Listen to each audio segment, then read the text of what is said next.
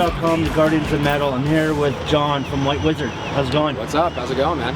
Excellent. Cool. New album, Flying Tigers. Yes. Came out this year. This seems to be your strongest outing, from what a lot of people have told us and what we sort of read on the web.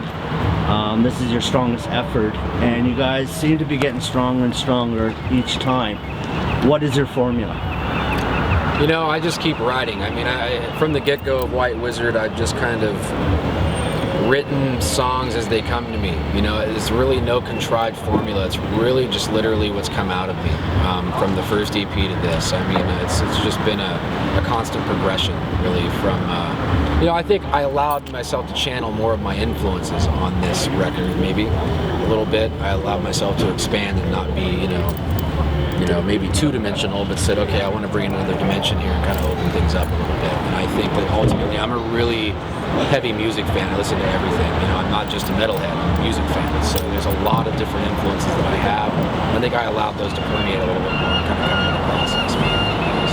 So, other than that, it's just John Leon writing songs, you know? Yeah. That's about it. You have Mike now being your lead vocalist. Yes. And it seems like he's getting a lot of positive reaction. You know, he's stepping up to the bat. For sure. So when you guys do your next album, is he going to introduce his own style of vocals, or is he going to try to keep to the same style that, you know, last few albums? I mean, I think I'll be writing with him in mind, obviously, and trying to write, you know, stuff that is indicative of what I think will go well with his voice, just like I did with Wyatt. I think that it's a matter of just sitting down, and once I'm channeling Mike's voice and hearing it in my head when I'm writing a song, I'll probably get a good idea and inspired on some vocal melodies from there. Because I usually write all the vocal melodies as well, pre-studio, so that the vocalist usually pretty much just takes those and runs with those with me and my producer. Mm-hmm. And my producer will make suggestions and stuff like that as well. Okay. Can you tell me a little bit about the sort of recording process of Flying Tigers? What went into like a normal day, and what you do to sort of prepare, because you do a lot of the writing. What do you do to get sort of mentally, you know, focused and write the songs? I think, you know, that process was kind of a rush, you know, because basically what happened is you know, I basically took on most of the guitar duties as well on the record. The producer played a couple of songs, like played leads on a couple songs, and did a couple little overdubs, but pretty much everything's me on guitars as well as bass, and classical guitar, and bouzouki, some different instruments.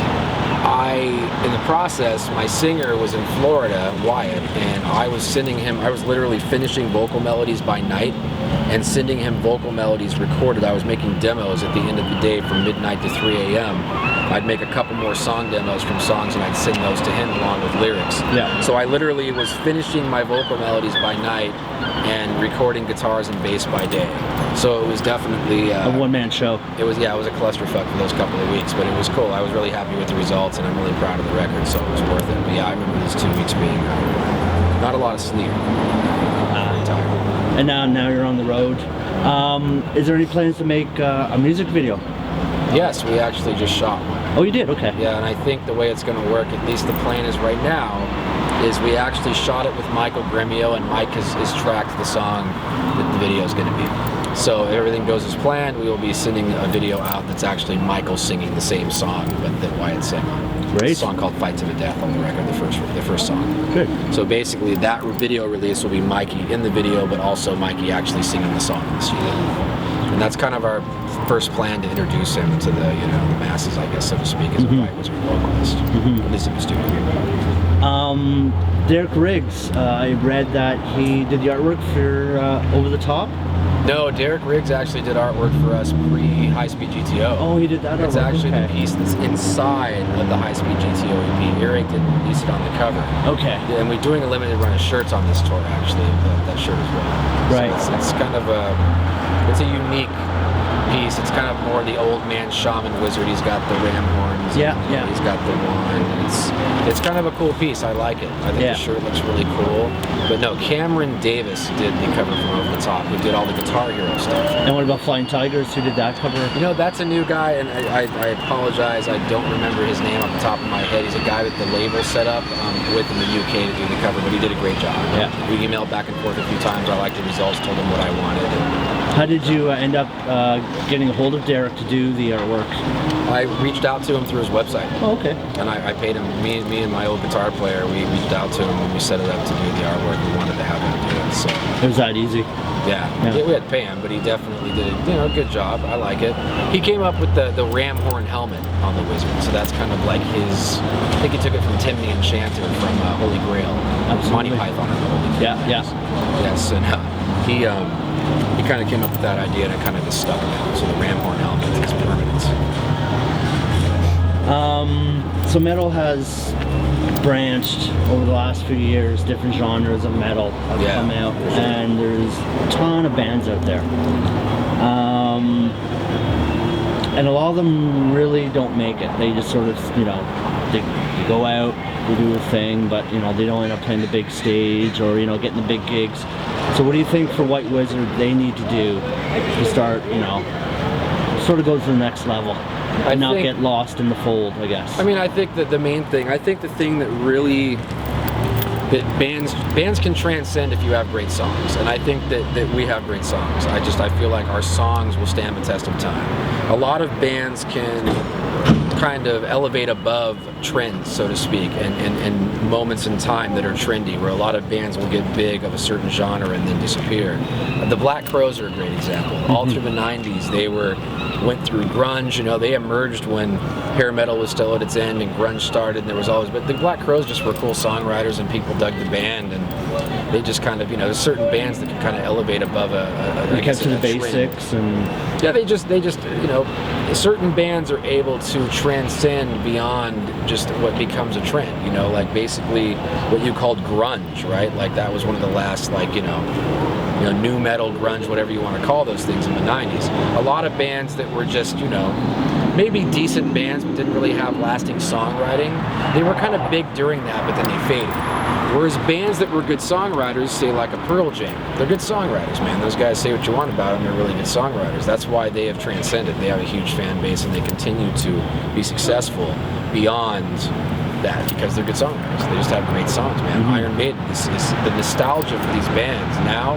Maiden, Priest, Dio, Black Sabbath, all these bands. The reason that there's so much nostalgia is those songs stick with people, man. Run to the Hills. I mean, those songs stick in people's minds, and that's what the lasting element of it is. And that's what made those bands so special. And that's why they are so much better than all the other metal bands that came out back then. A lot of good bands from back then, but they didn't have those songs. And it's the hooks and melodies too, right? People can sort of snap their fingers, tap their toes, and that's why Metallica is the biggest band of the big four, because they are the best songwriters. Period. I mean, all those bands are good, but Metallica blows them away from songwriting, in my opinion. That's why I think they are so much more, revered and regarded, and why there's so much nostalgia for that band, and why people love it so much, and it continues to get bigger. Rush, same example. Some of the best songwriting in the last 30, 40 years. Very complicated writing with Rush, some of the early stuff. But the vocal melodies, no one ever talks about getting these vocal melodies. They're Paul McCartney-esque. It's genius.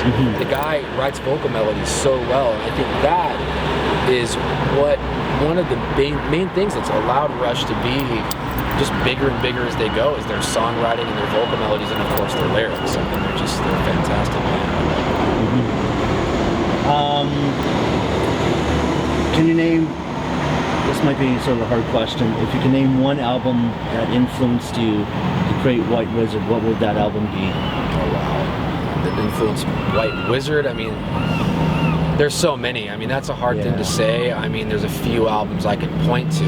Definitely the album that came into my life that probably made me want to be a musician was The Permanent Waves by Rush. And that's it? Yeah. I was really, really high on a guy's couch, and he put that on, and it kind of changed my life in high school. And that was it, But, of course, Iron Maiden, Peace of Mind, and, Judas Priest, Screaming for Vengeance. There's a few albums that definitely, they broke through the mold, and Rush 2112. You as take well. a piece of everything and then you put it together. Then Yeah, I mean, I think the band was, I didn't even really form the band out of like some like, oh, I want to be like this or that. I think I just wanted to make the band I wanted to make. Like, I just kind of was sick of compromising. I was like going on tour with bands and I wasn't really playing the music I wanted to play. And I just kind of gave up and I was like, you know what, fuck this. I'm going to make the band I want to make, and I don't care if 5 people come. And that's kind of just what this band is formed out of. It's kind of a fan, really, making music. And it's kind of like James Hetfield said, in an interview. He said, yeah, man, we're just fans. We're just fans that made a band. It's really kind of the same thing. There's a lot of passion. I love music, and I love these bands so much. That's my favorite music, obviously. So naturally, it channels through me when I'm writing. And I just love it, man. Every time I take the stage, I'm playing exactly what I want to play. Yeah, I'm not compromising for anybody. The label doesn't tie my hands. Whatever I write ends up on tape. 100%. I mean, literally, aside from my producer's little suggestions he does here and there, everything that is White Wizzard that's been recorded has been how it was written has gone to tape. And I'm really proud of that fact. So many of these bands, they have little handlers and producers and managers and different people that try to change everything. Yeah, I mean, they literally try to put their hands on everything, and a lot of guys are willing to spread their cheeks and take it any way they can to make it. So they will do whatever those guys want. They don't care. There's no conviction in the art. You know what I mean? So for me, I'm proud of the fact that we have that. That's something that I know no matter what happens with this band, we'll always be able to rest our heads on that, and I'll always know as a songwriter that I never, people can always say it may sound like, well, White Wizzard sounds like this, or that riff in that song reminds me of that. Well, it's not on purpose, but so much stuff's already been done too. We're kind of going into it, at a later date, where obviously there's going to be a riff here or there that maybe have a similarity or something like that. But ultimately, I think our songwriting speaks for itself, and I think that transcends maybe what can be, some comparisons here and there, and hopefully over time that's going to continue to, help us. So we'll see. So you're going back on the road. You're gonna hit Europe.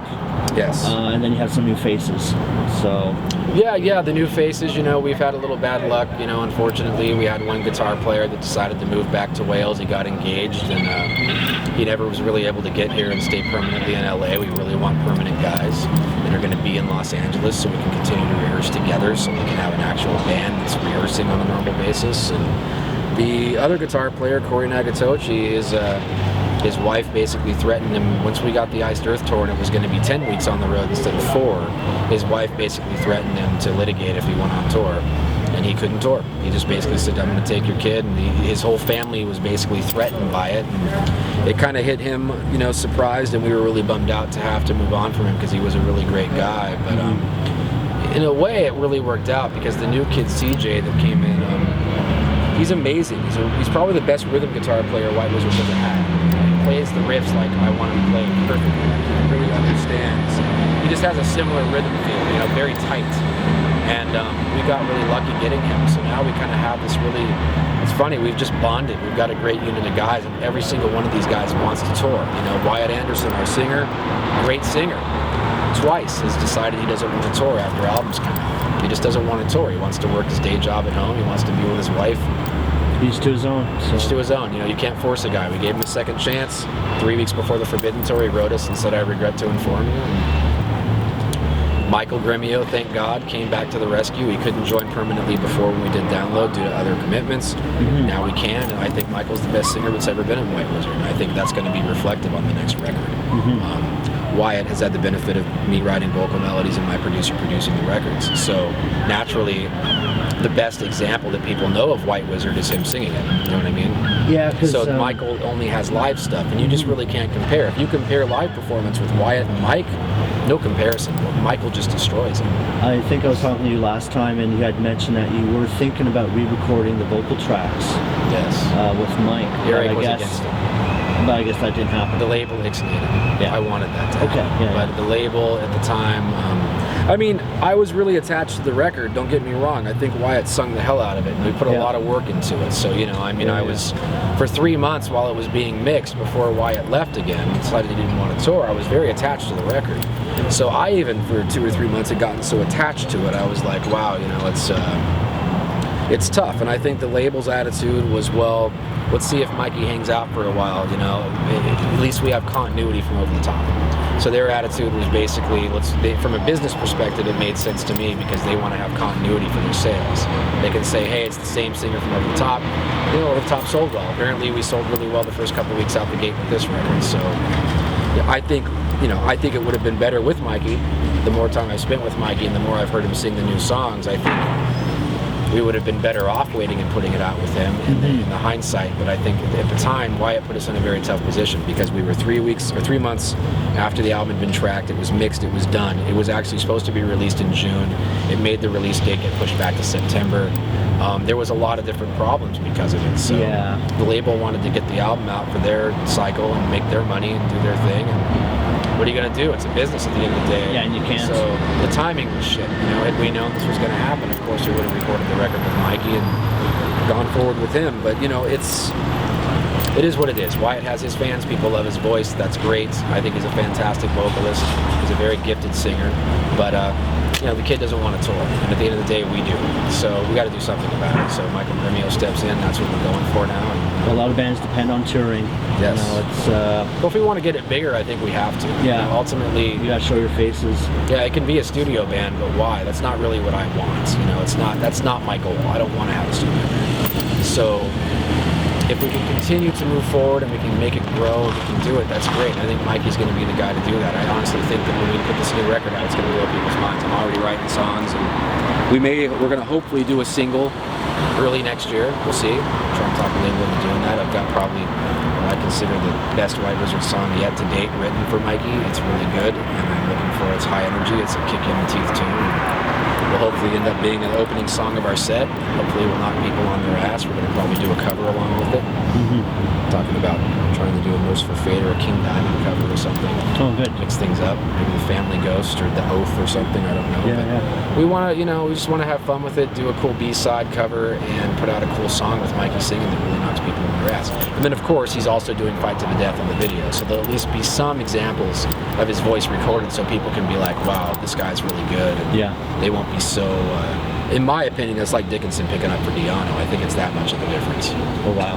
Michael's very good. If you hear his work with Celador, and he was really in his infancy as a singer with Celador, and he didn't have, in my opinion, as strong of songwriting around him and production. I think with our producer and with these songs, that it's going to be, people better watch out. Michael Grimio's going to. Big things are going to happen. So the people that are kind of talking crap and, you know, they're a little bit frustrated, I understand. I know it sucks. I know what it's like to get attached to singers. But everyone's got to call Wyatt on that because it wasn't our choice. We've never fired Wyatt. So it's like, you know, and he's got his own reasons. It really has nothing to do with personality dynamics or anything like that. It has to do with his circumstance and his life decisions. There's nothing we can do about that. So. Well, it sounds like things will work out in the end anyways. So. The band's better for it. Yeah. We're a better band with Michael, straight up. So we got a better band, and we really do have the best lineup we've ever had, and I think it's been very exemplified in all the shows we've played so far. People are pretty happy with it.